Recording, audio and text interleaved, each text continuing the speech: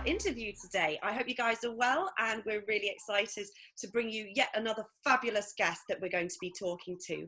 So today we are going to be interviewing the wonderful Caroline Miller, and I'm just going to tell you guys a little bit about her.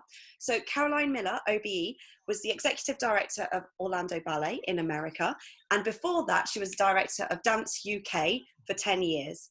During her tenure, she worked as part of a team to establish the first National Institute of Dance Medicine and Science, and she was recognised for this work in the 2014 Evening Standard list of the 1,000 most influential Londoners.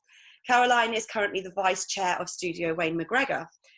She joined Birmingham Royal Ballet as Interim Chief Executive Officer in February 2018 for 12 months, and then she was appointed permanent CEO in December 2018, and she now works alongside the company's director, Carlos Acosta.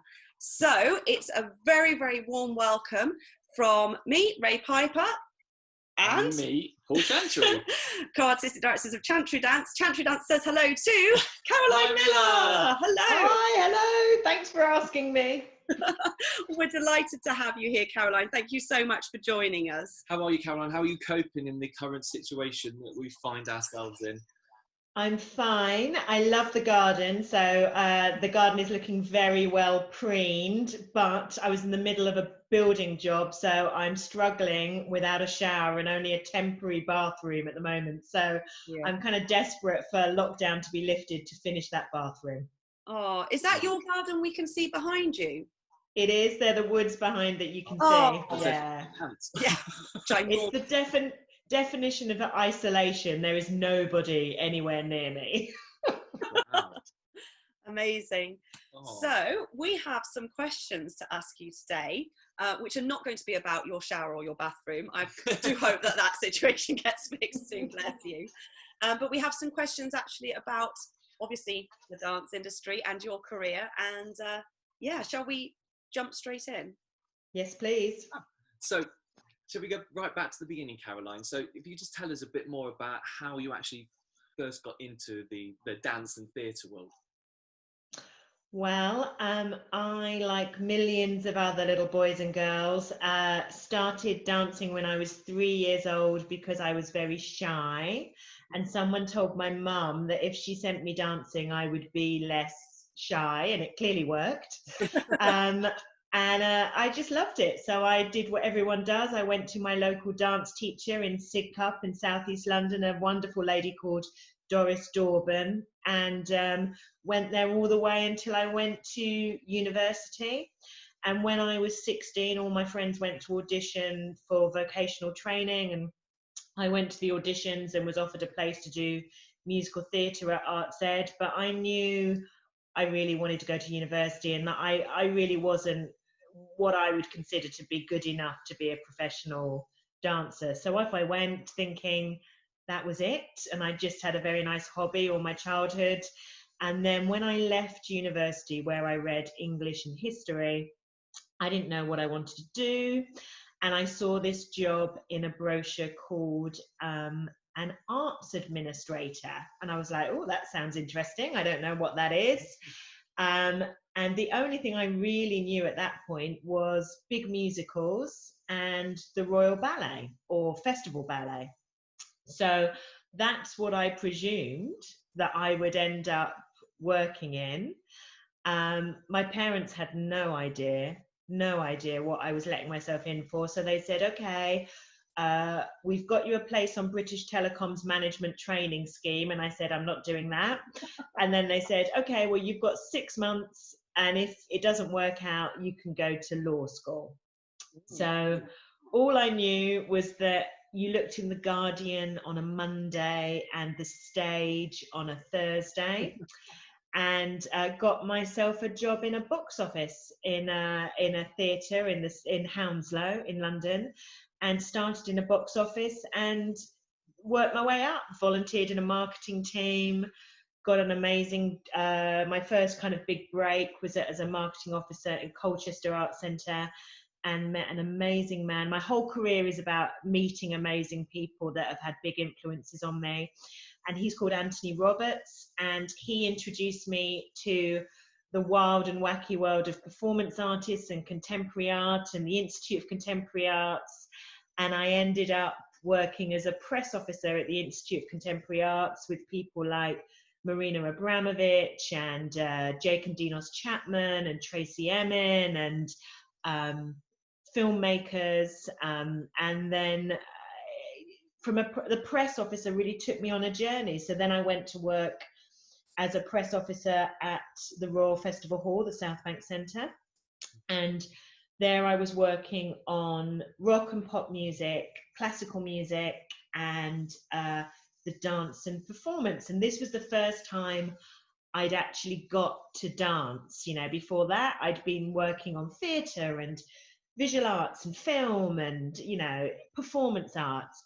But there, when I was there, Alistair Spalding, who's now, you know, Lord of the Dance, director of Sadler's Wells, he was the programmer for dance at the South Bank Centre, and so I was the press officer.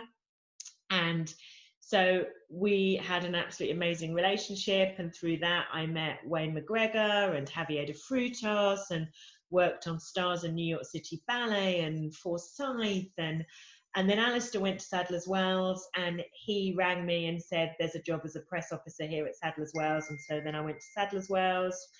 And so I kind of worked my way up. And at that point, I thought I would probably want to be a programmer, like I'd want to choose what people saw.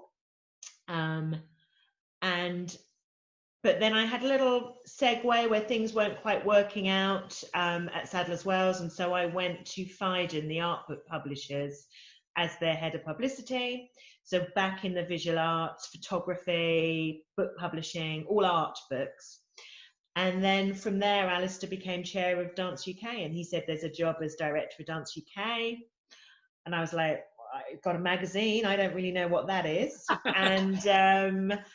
And he said, well, we want somebody to do advocacy for the dance industry. And I said, I don't know what that is. And he said, we would like you to do for politicians what you do with journalists, which is basically explain and try and interest people in things that aren't necessarily easy to be interested about. Because I was working with all these very abstract artists, and I'd got a bit of a reputation for being able to communicate about them. So that was that. So 10 years at Dance UK, transforming the organisation. It was quite small, didn't have a huge amount of active members. People weren't really aware of it. And when I got there, they just happened to have some really big projects in it, like like Helen Laws saying, we have to set up the National Institute of Dance Medicine and Science. You know, dancers need to have the same fast, affordable, professional healthcare that elite athletes do. And of course, me, like I've been most of my career quite naive, was just like, oh yeah, okay, right, well, we need to do that, not realizing quite how difficult something like that was gonna be. I know, that was it. So that was the journey. So 10 years, we merged Dance UK with the National Dance Teachers Association, Youth Dance England, Association of Dance, the African Diaspora, to make the amazing One Dance that is today. And at that point, I was like, I'm exhausted. I've been working since 2 weeks out of university. Doing a merger is quite tricky. I was kind of wrung out, and I thought I was going to take a year off. And then about 2 weeks afterwards, Michael Kaiser, who used to run the Kennedy Center in the States and also used to run Alvin Ailey and Kansas City Ballet and saved the Royal Opera House after they were in a lot of financial trouble in the 90s, he rang me and said, I know that you'd really like to run a ballet company. I've got one for you. And I'm like, oh, I'm taking a year out. He's like, just come to Orlando. It's sunny. And that was it. That was it. Wow. Sorry, that was a long answer. But basically starting, lots of luck, starting at the bottom, working my way up. Not that the bottom is the box office, but, you know, front facing in a theatre. Yeah, no, fascinating. No, I think some of the best companies, no matter what field they are, actually are what they are because of the people that started at the bottom have now reached themselves up to the top. Yeah, you gives you a different perspective. Like the respect I have for somebody who works in a box office, they really will make or break your show for you. If they're going to be behind you, they will make sure that you can sell tickets for that show. Yeah, I guess it gives you a sense of perspective that everybody is a cog in the bigger machine. And any one of those cogs, if they drop out, it's a problem, whether it's a box office cog or somebody right up at the top end of the machine.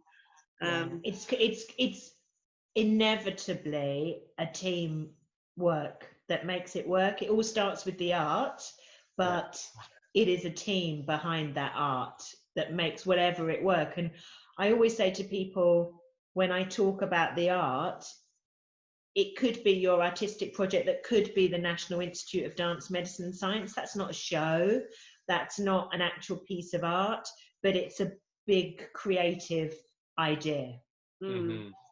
Yeah, no, I loved what you said. Sorry, this just really like resonated with me when you were talking about running out on a Thursday to get the stage, because I just like literally anybody who has ever worked in the arts will remember that on that Thursday morning, it's the first thing you do is you leg it to the newsagents and get your copy of the stage.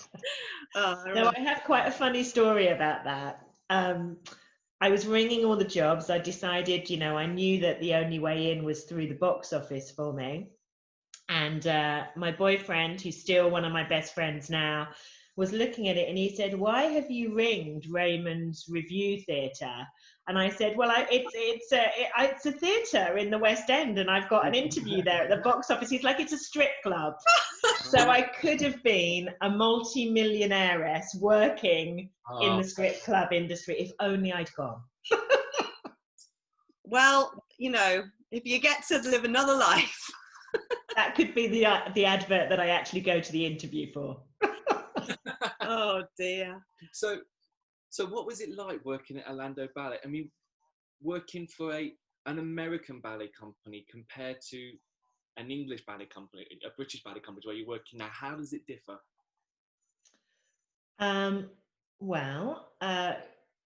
Ballet is a very international art form, and every company has dancers and people who work for it that are from all over the world. And we have a shared body of work. So we have a shared language to begin with. We're all people who love ballet. The artists have all trained in the same way. The repertoire from a company will most likely touch on repertoire that we would know in the UK, and our companies would perform as well. While I was over there, we performed Michael Pink, who's a British artist. We performed his Dracula that he actually created for Northern Ballet, and Balanchine's Serenade, and so things that there were lots of points of commonality. But the funding system is very, very different, and the terms of employment are very different. So I always say, in terms of when I worked at Orlando Ballet, there were 24 professional dancers in the company. And then they had a second company of young dancers that were about 20 of them. So you could put on Swan Lake, because you take your main company dancers, your second company, and most American companies have a school that they rely on the income from. So you would probably take, for the corps de ballet, a lot of the older students to mass out the numbers. But nearly all the ballet companies and big dance companies in the States, they have fixed term contracts, maybe 35 weeks a year, and then they're off. And most of them don't have permanent tenure of employment. So the big ballet companies in the UK, the dancers are permanent employees. So they have rights, the same as if you worked in a bank, you have a career in a company, whereas a dancer in the States, in most companies, it could come to the end of the season and they just need to find out whether their contract is going to be renewed. And in their summer breaks, they're on their own really to make their money as they can, working at the summer intensive. So it's a much more similar life to an independent dance artist over here compared to a ballet company in the UK, a big ballet company in the UK. Yeah. Also over here, I mean, Birmingham Royal Ballet is very, very fortunate for its level of Arts Council funding, as are the other big ballet companies. So our budget at Birmingham Royal Ballet is between 14 and 15 million. We have about 8 million that subsidises the 175 roughly touring shows that we do a year with the orchestra and all the dancers and everyone else. At Orlando Ballet, when I was there, the budget for the company was about $6.5 million a year, and the largest grant they got that wasn't guaranteed every year from the state was 115,000, and payroll was about 90,000 every other Friday. And some Fridays I would think I can't afford to meet payroll and I need to borrow the money from one of the board members who would write me a check, and then I'd have to pay them back when some more box office came in a few weeks later.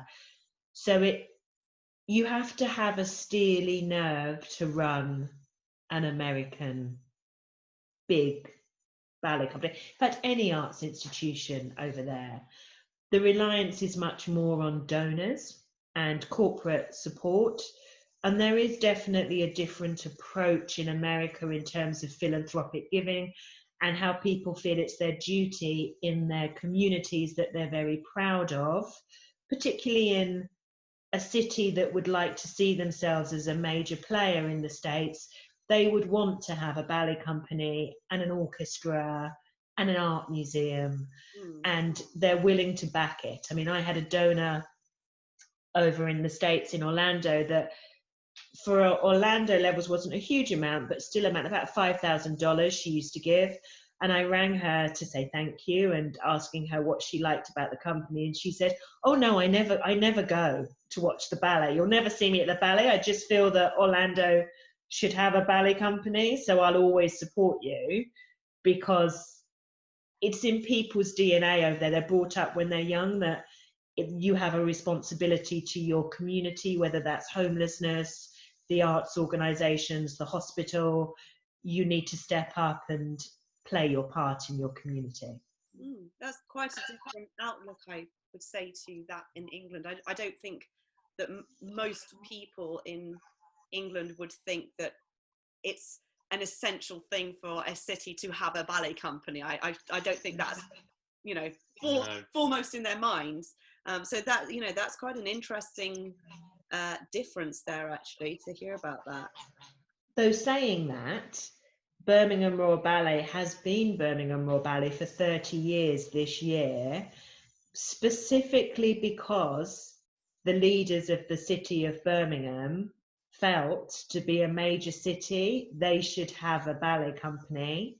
So Birmingham Royal Ballet was Sadler's Wells Royal Ballet, the touring arm of the Royal, and based at Sadler's Wells. And the leaders of the city came to Sadler's Wells Royal Ballet leaders, Sir Peter Wright and the rest of them, and said, we want you to move to Birmingham and become Birmingham Royal Ballet.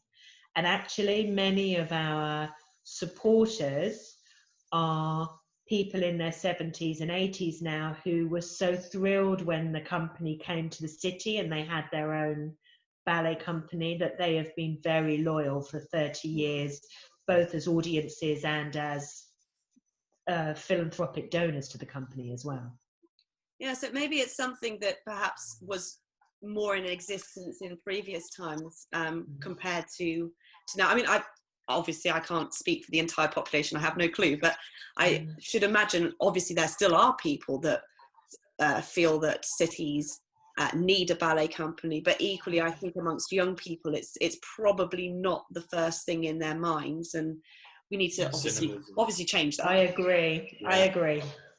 But tell us, you're speaking about Birmingham Royal Ballet, tell us a little bit more about how you came to be the CEO, because I mean, wow, CEO of Birmingham Royal Ballet.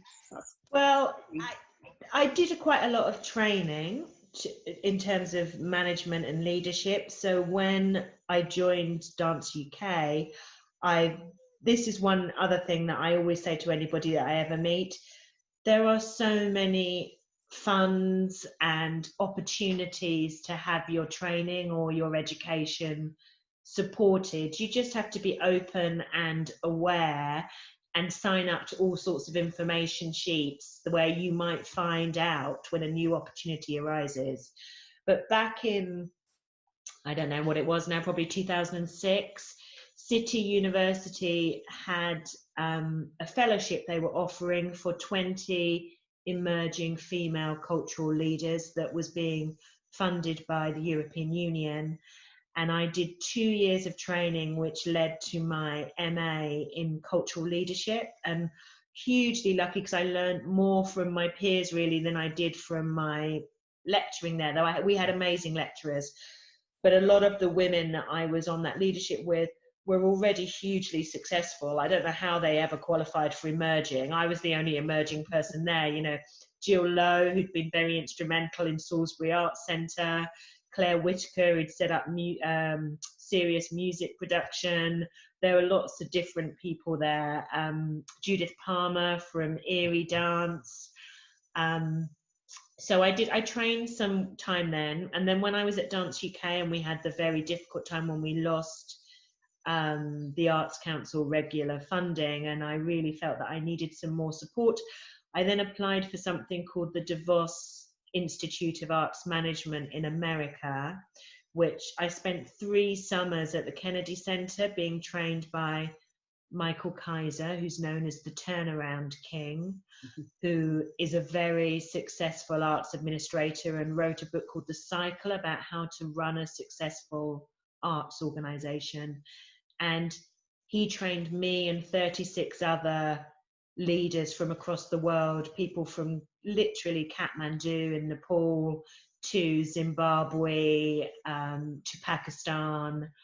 And every summer we went for a month, fully funded, to basically be with each other, learn from Michael and his team, and support each other. And that summer for 3 years helped me develop my skills and helped me develop the skills to get through the merger at Dance UK as well. But I'd been building up to wanting to try running a ballet company, going back to my first love, which is dance. So I tried to get some of the jobs in the UK before, but obviously there are only 4 major dance companies in the UK and of that scale and size. You've got Northern, Scottish, English National Ballet, Royal and Birmingham Royal Ballet, so 5 of us in the UK. And I wasn't having any luck, and that's when Michael said, come and work on Orlando Ballet. And as soon as I'd worked on Orlando Ballet, I had to come back to the UK because unfortunately I got cancer and my dad died, and I was thinking, oh, I'm never going to get a job again. No one's going to want to employ me. And then I found out that Birmingham Royal Ballet needed an interim support, and I said I would be interested. And sometimes it's just about the way thing goes. I'd been trying to get these jobs and being interviewed for a lot of jobs in the UK before I went to the States, and I would always do okay in interview, but the answer was always, but you've not actually been an executive director of a ballet company. You've run these other organizations, but you haven't done this actual job title. And so suddenly they wanted to talk to me about the interim job, and specifically because I had that exact job title and I'd just done it in America, and suddenly it just fell into place. It was the right time at the right moment with the right job title and skills that they were looking for. And I was thrilled because to work at Birmingham was such a privilege, and a company that I love. But I was also equally ready that I knew at the end of it they would need to have an open and transparent recruitment process for the chief executive. they were recruiting a new director, and you don't know who's going to work well with each other. So I was completely open to thinking it would only be for interim. So at the end of that interim period, when I applied for the permanent job, you know, I was absolutely thrilled to get it permanently. But it's, you know, a little bit of hope, a lot of looking for opportunities, looking for training and experience when you can, and a whole lot of luck, and a lot of friends that you make through work along the way that will back you, put your name forward, make a call for you, be on the end of the phone when you say, oh my God, I don't know what to say to this question. And they'll say, well, okay, come on, let's talk it through then. So, you know, training, opportunity and luck, I think. But what an amazing, it's just such an amazing journey. Because, you know, obviously it's not a side of the industry that Paul and I work in at all. And just to hear your perspective on it is amazing, because we know what it takes to run a company, albeit a very small scale company in relation to Birmingham Royal Ballet, but we know what it takes to run Chantry. And to think, you know, what your job must entail to handle just so much. It's just, my mind is exploding right now.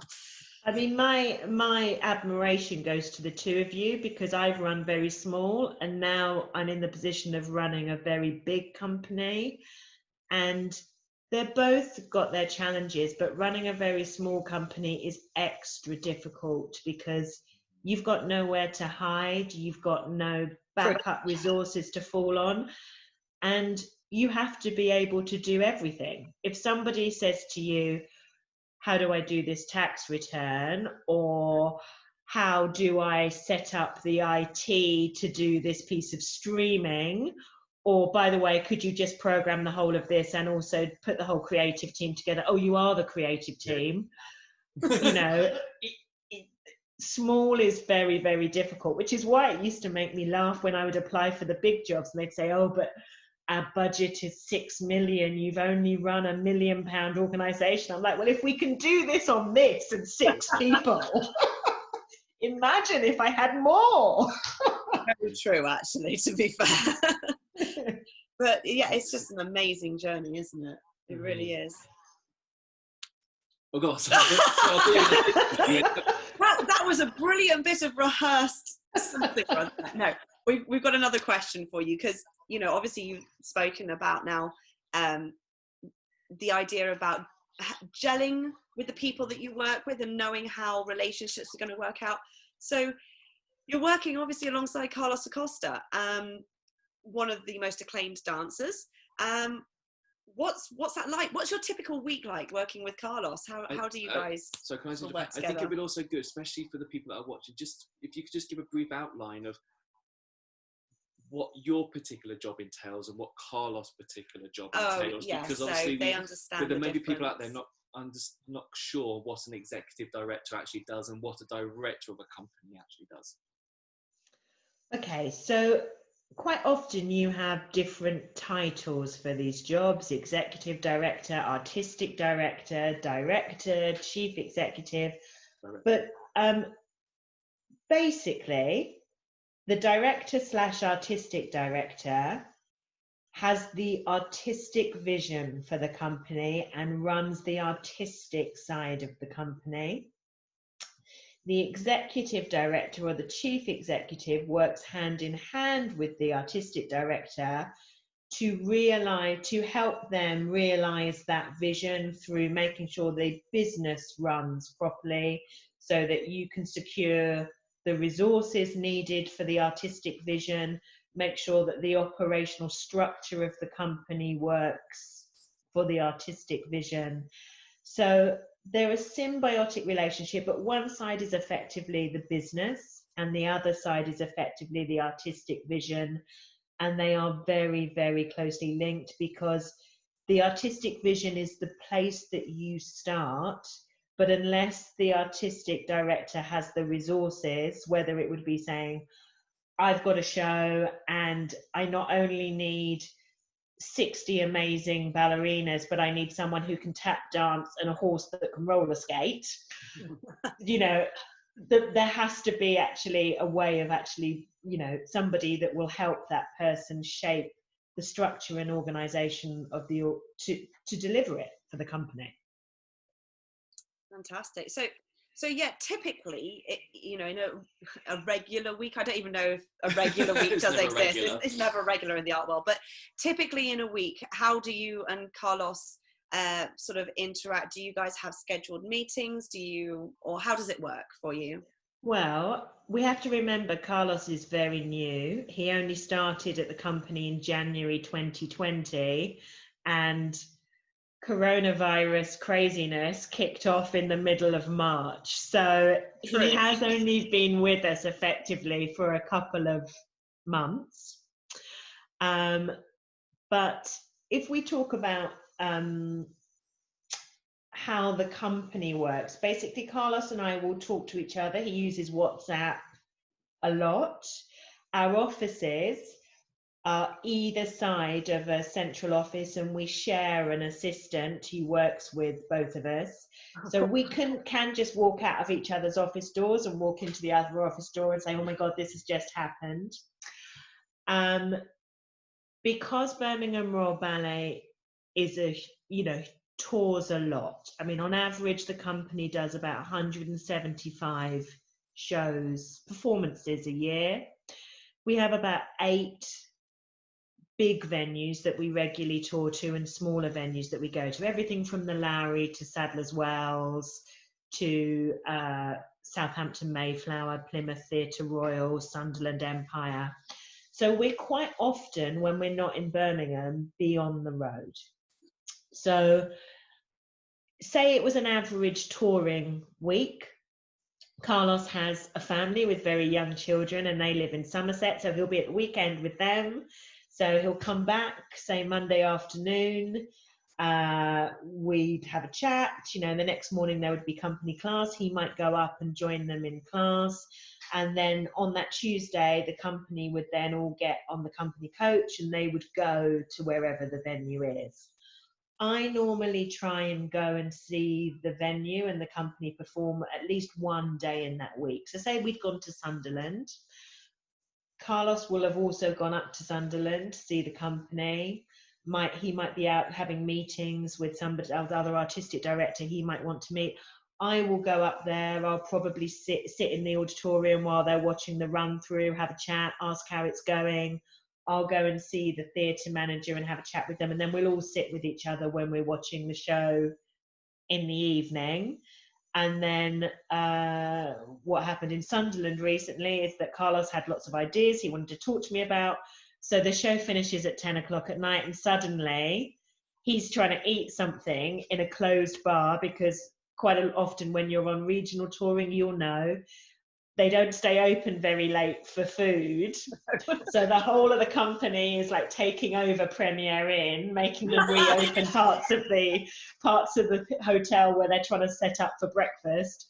And suddenly Carlos and I are talking to like 1 o'clock in the morning with him saying, we've got to do this and we've got to do that. And so at the moment, Carlos and I are really trying to work out how we work with each other, and we're doing our long-term planning for the next 5 years about all the amazing, exciting ideas that he wants to do with the company.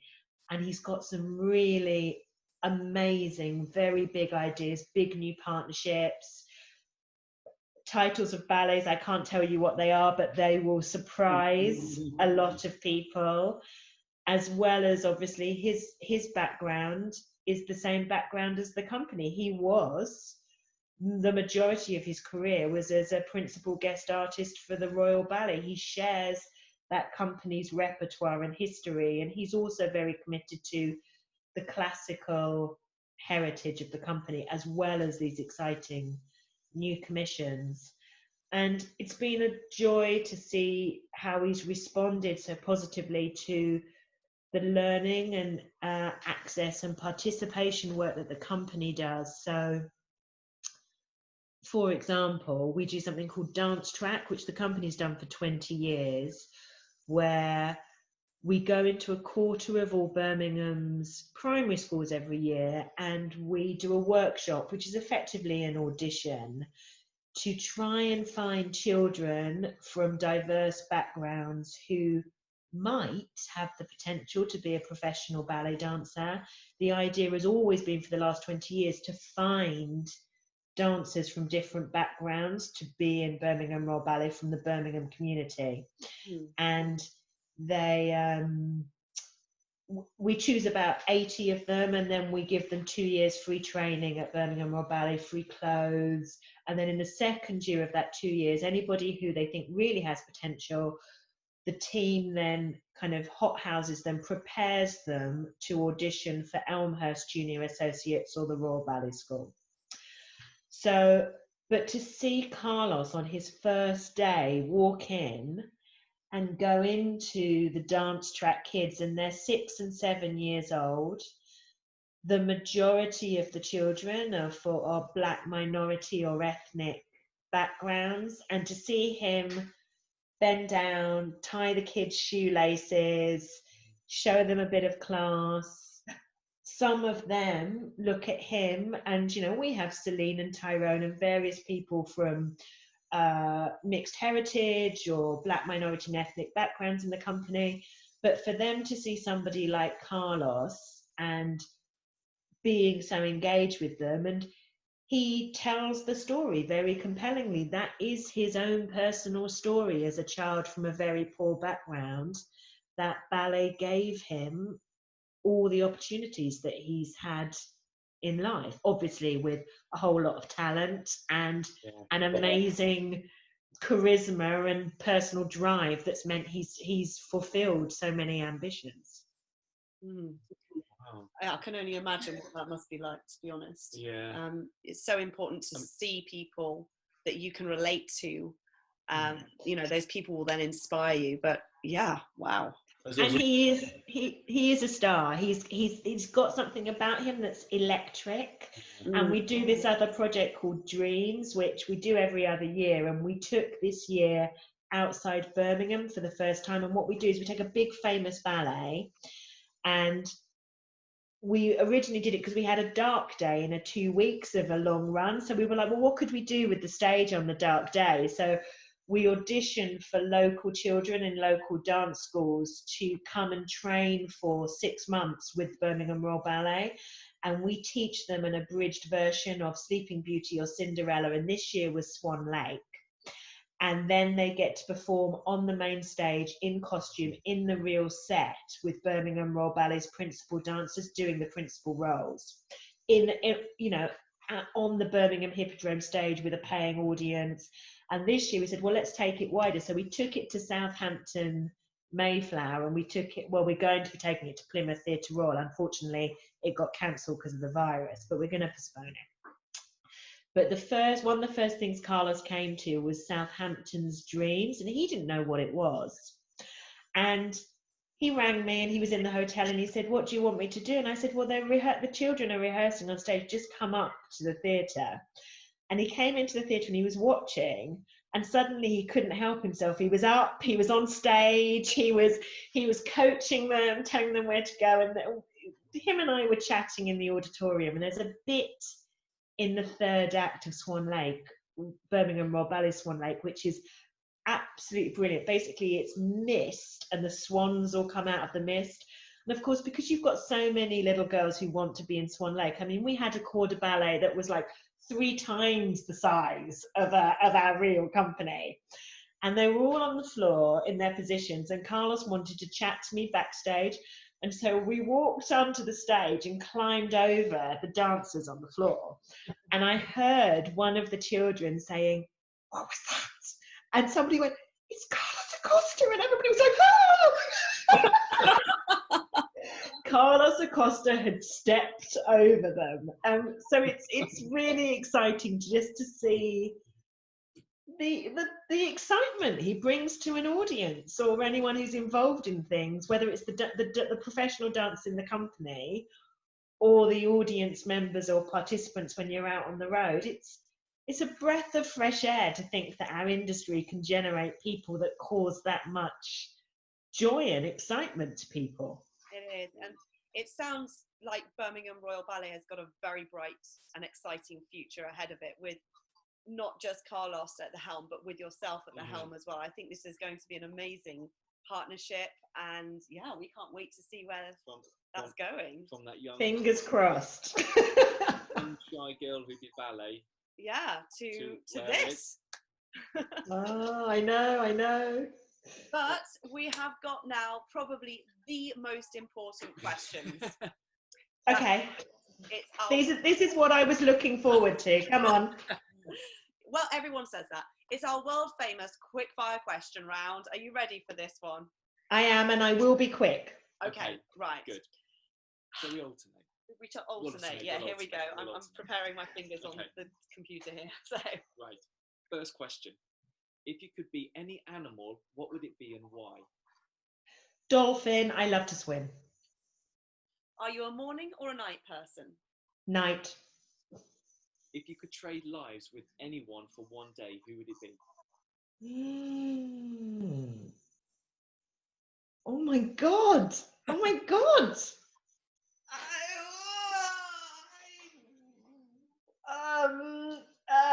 What's the one who plays she's an Avenger. Scarlett Johansson. Oh. Very nice. We'll go that one. Yeah. If you could get a yacht, we'll leave it there. Yeah. If you could get a yacht, what would you call it? Ooh. Oh my God. What would I call it? I would call it Sylvia after my mum. Oh, that's nice. My mum's called Sylvia. Oh, there you go. Very nice name. Cool. How long did it take you to get ready in the morning? At the moment, no time at all because I don't have a bathroom. Fair enough.